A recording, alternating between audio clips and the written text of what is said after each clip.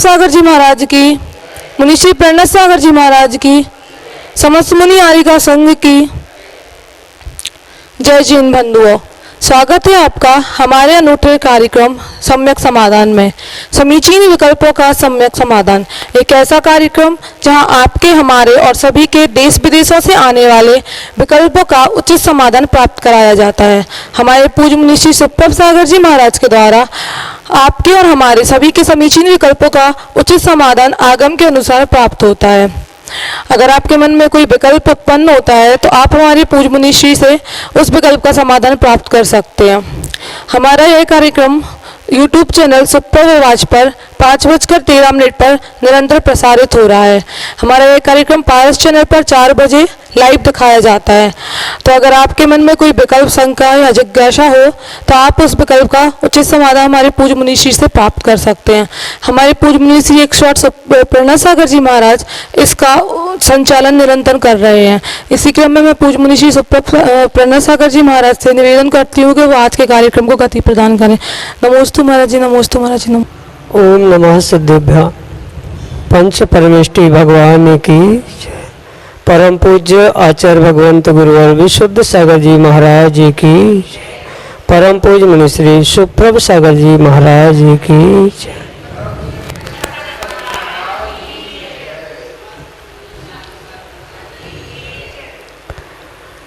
जहाँ जहाँ मन में संक्लिष्टता है, विकल्प है, मन में किसी भी तरह की उथल पुथल चल रही है, उसका नाम विकल्प है।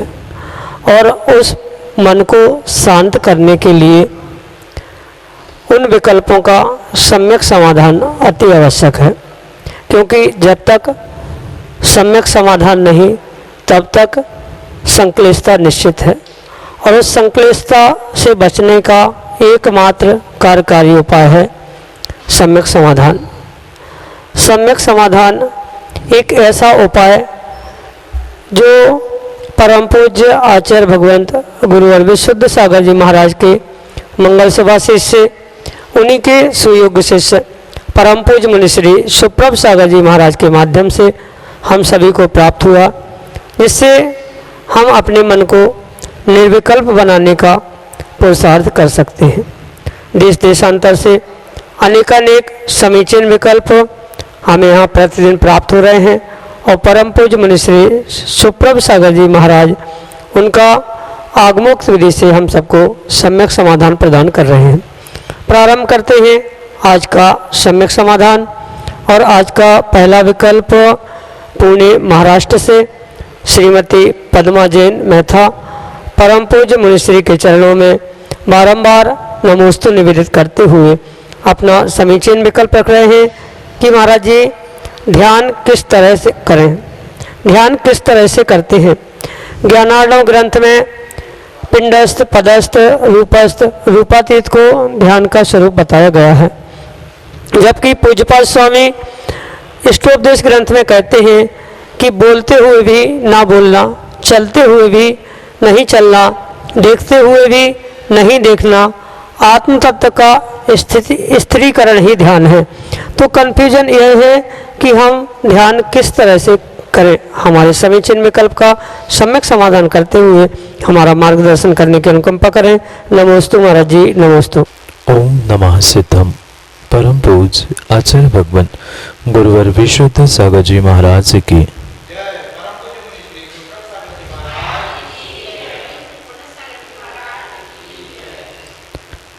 आगम में आचार्य भगवंत ने प्रत्येक वस्तु या प्रत्येक कथन के लिए अपेक्षाएं प्रदान की और उन अपेक्षाओं को ही आचार्य भगवंत नए कहते हैं।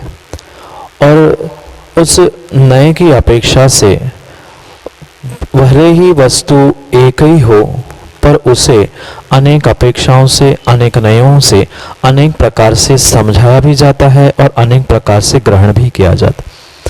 जैसे कि ध्यान के विषय में आपको कन्फ्यूजन है, विकल्प है, तो वह ध्यान भी आगम के परिप्रेक्ष्य में दो प्रकार का है, एक निश्चय ध्यान और एक व्यवहार पक्ष से ध्यान।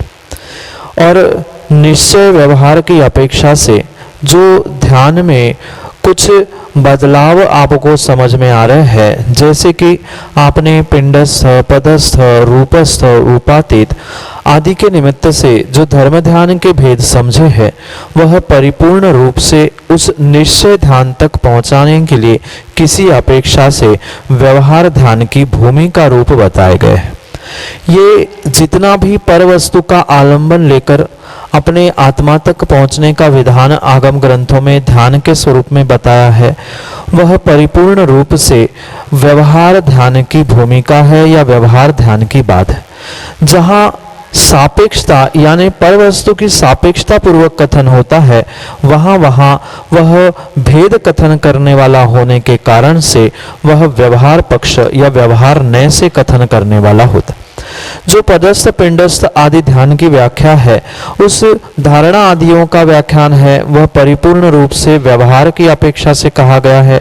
और इष्टोपदेश आदि ग्रंथ में जो पूज्यपाद स्वामी हमें कह रहे हैं कि देखकर नहीं देखना, बोलकर नहीं बोलना, वह जो कथन किया गया है, वह मात्र आत्मा में स्थिर होने की जो बात कही है, वह निश्चय ध्यान की बात की। मात्र इष्टोपदेश ही नहीं, अपितु द्रव्य संग्रह जैसे महान ग्रंथ में भी आचार्य नेमिचंद भगवान कहते हैं कि परम ध्यान भिन्न है, निश्चय ध्यान भिन्न है, व्यवहार ध्यान भिन्न है।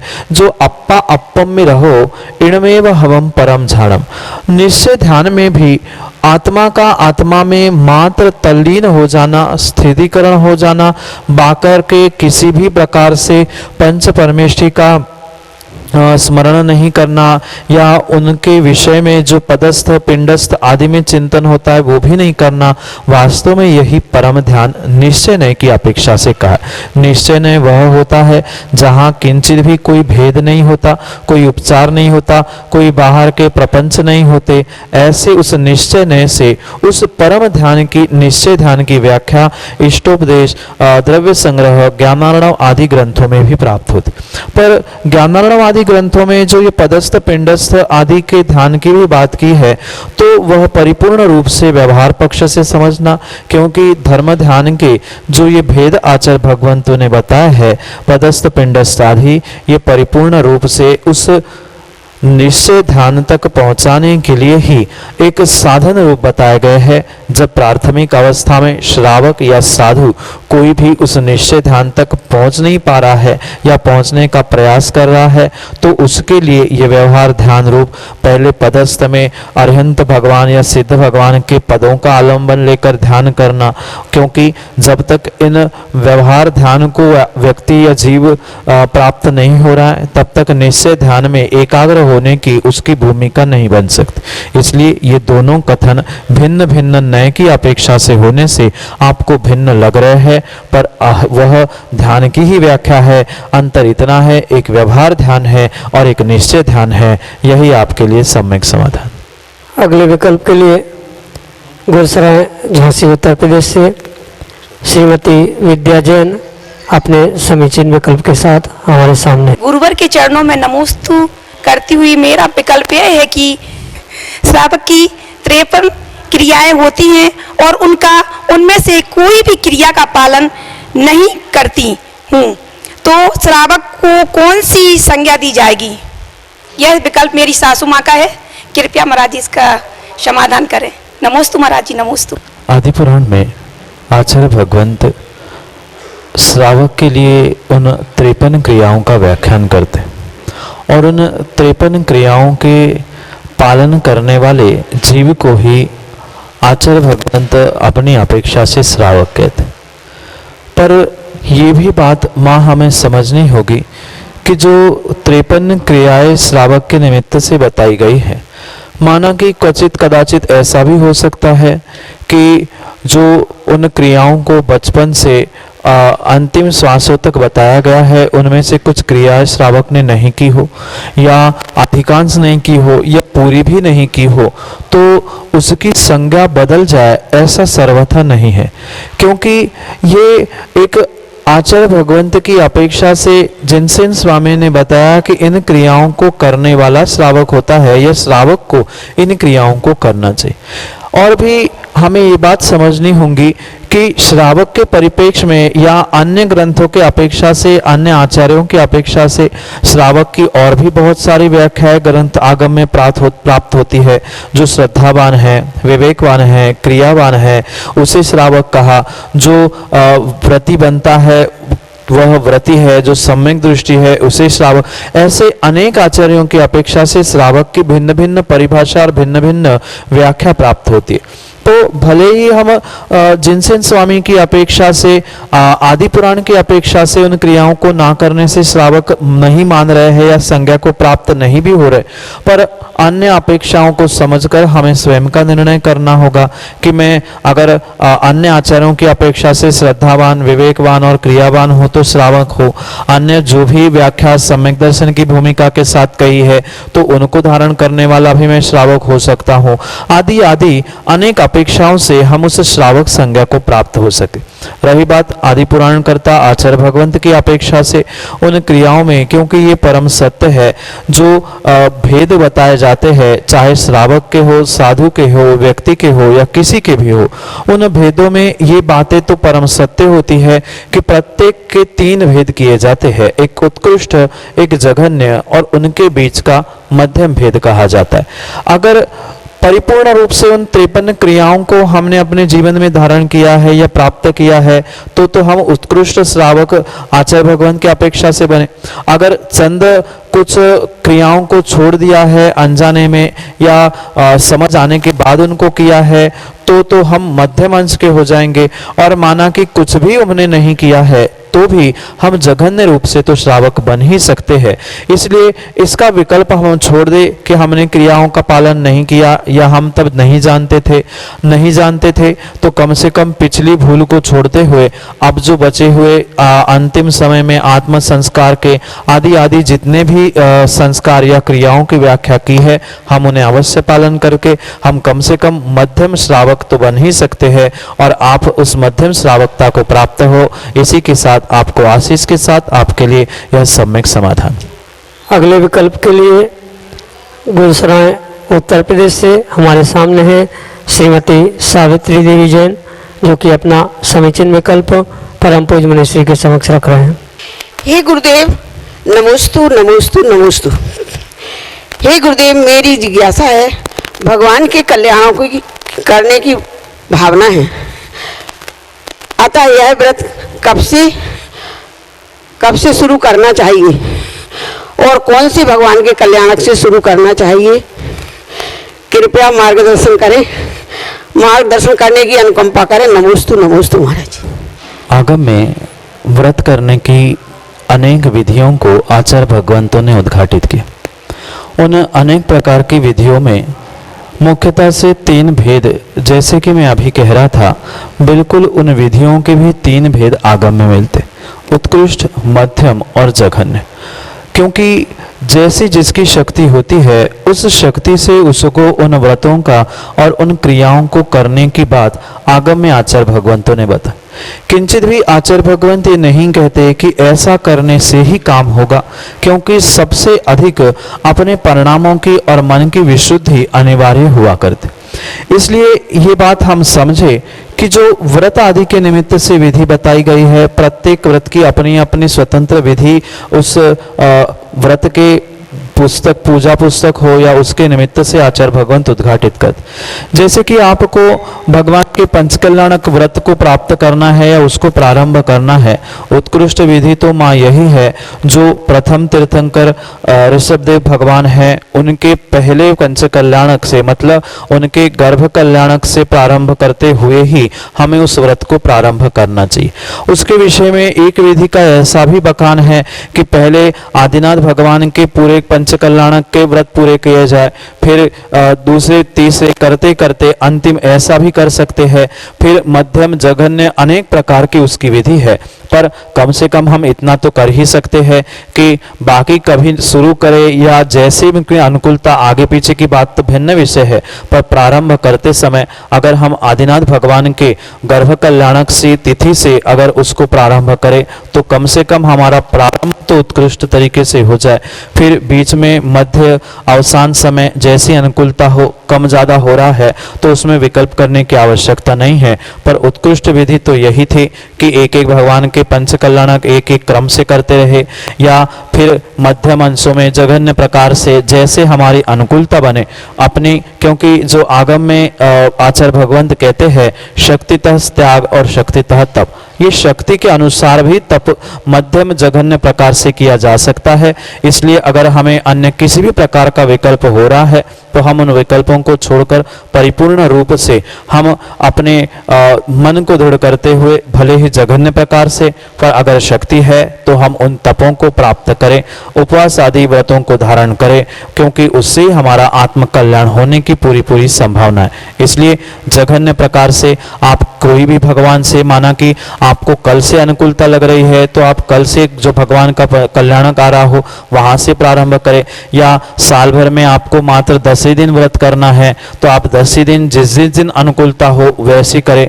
या एक विधि ये भी हो सकती है कि जैसे जैसे क्रम से भगवान के पंचकल्याणक आते हैं वैसे वैसे क्रम से हम उनके करते रहे। इसलिए इसका विकल्प छोड़ते हुए हम उत्कृष्ट मध्यम जघन्य अपने शक्ति के अनुसार उसके विधि को धारण करें, उसमें विकल्प करने की आवश्यकता नहीं है। आवश्यकता श्रद्धा और शक्ति तप त्याग की है। हम अपनी शक्ति के अनुसार उन विधियों को क्रियाओं को करें, उसमें विकल्प ना करें, यही आपके लिए सम्यक समाधान।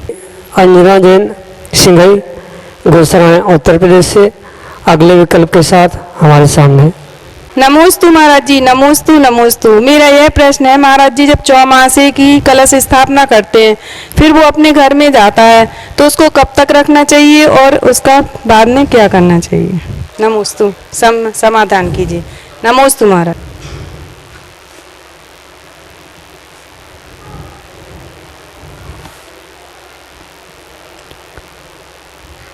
जो मंगल कलश आदि हमें चाहे चातुर्मास के निमित्त से, विधान आदि के निमित्त से जो प्राप्त होते हैं, वह मंगल कलश परिपूर्ण रूप से एक मांगलिक द्रव्य के स्वरूप आचार्य भगवंत ने अरिहंत परमेश्वरी का स्वरूप माना गया है।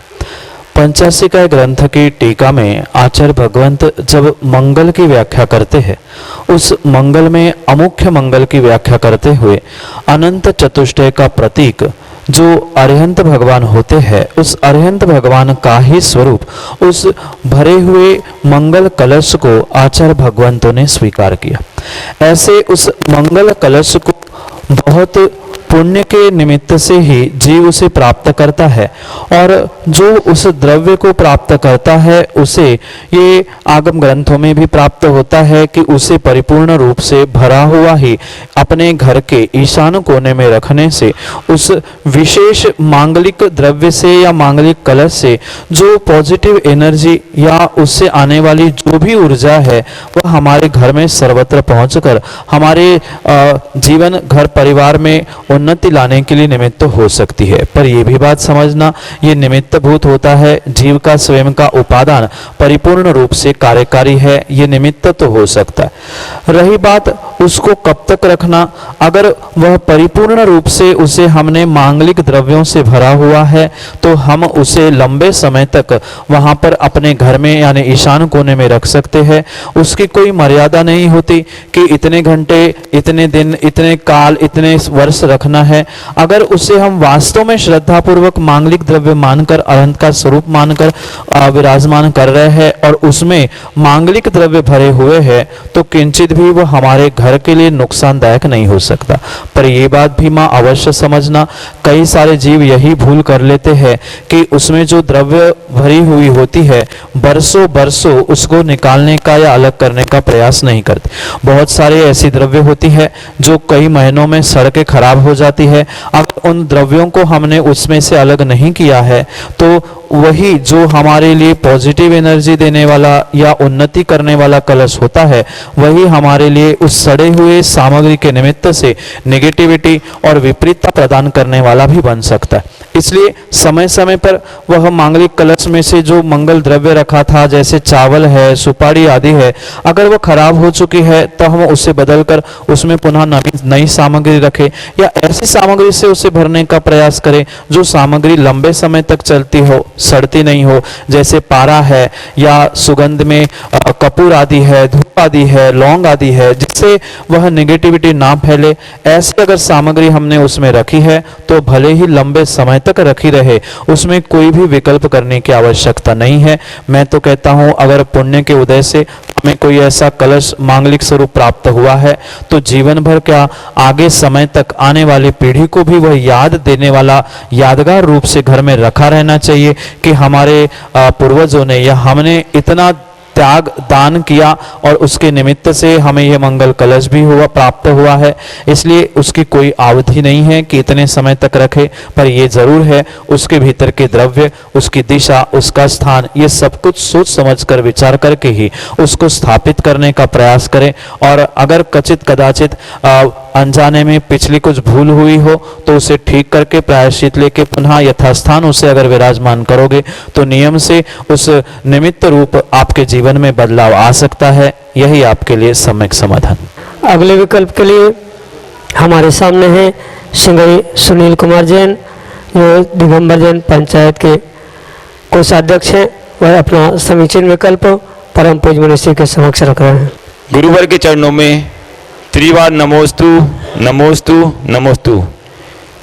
यदि कोई व्यक्ति धार्मिक अनुष्ठान में विघ्न डालता है तो वर्तमान समय में उस व्यक्ति समूह को उस किए का फल क्यों नहीं मिलता और दिखता क्यों नहीं है।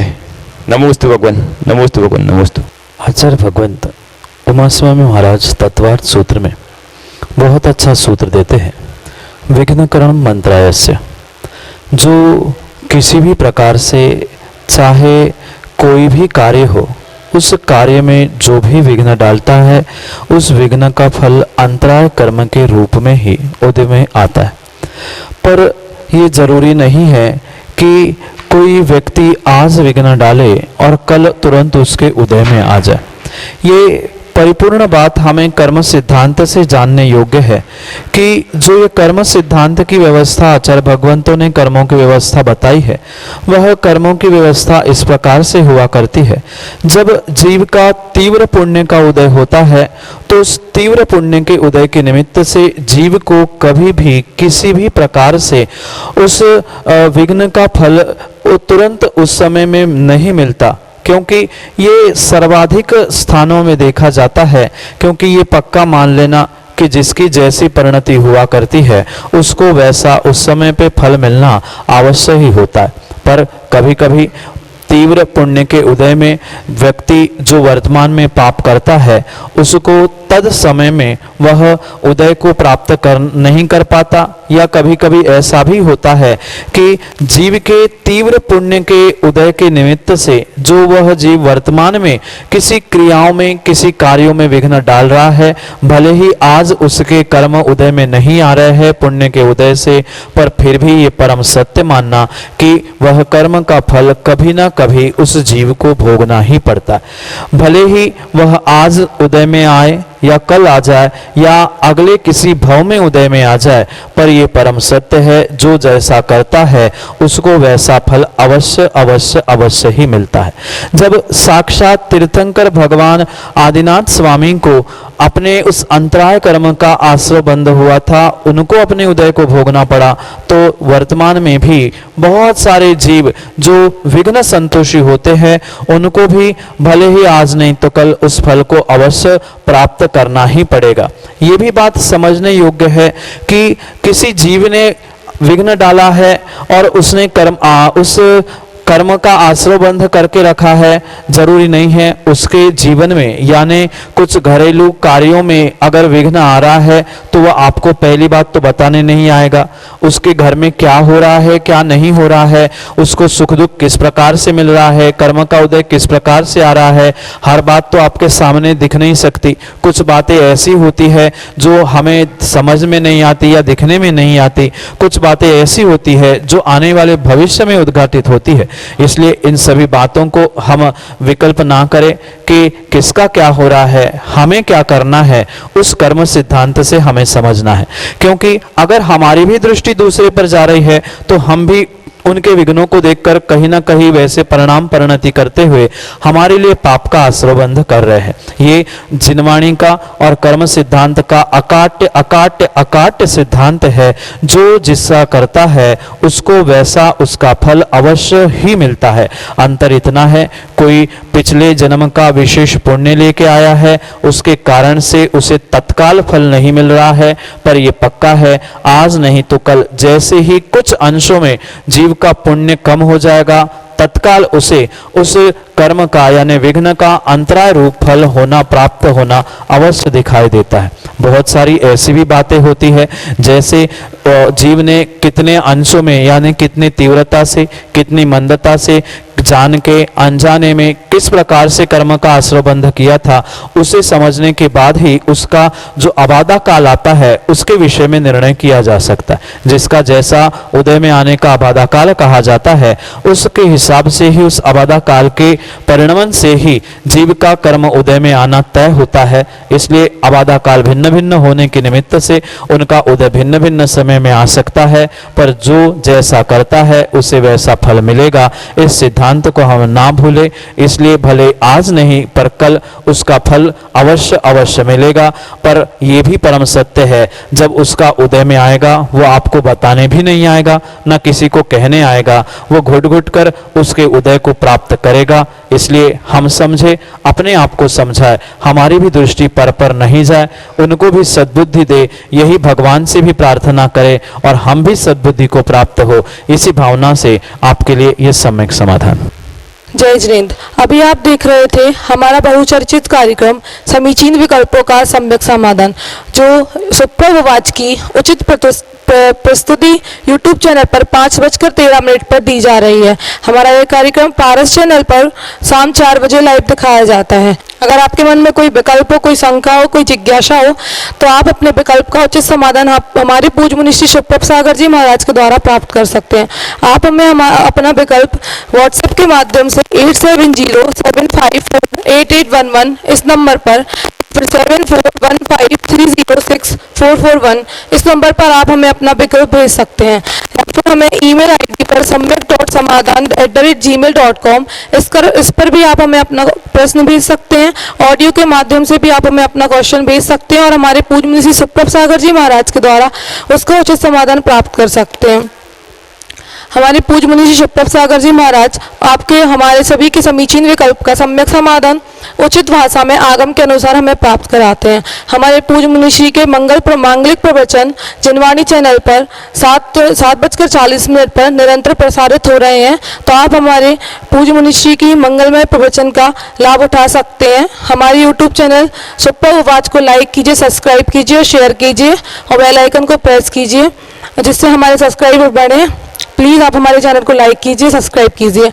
हमारा फेसबुक पेज सुप्रवाच उसको आप लाइक कीजिए और हमारा इंस्टाग्राम पेज सुप्रवाच उसको भी आप फॉलो कीजिए। जय जिनेंद्र।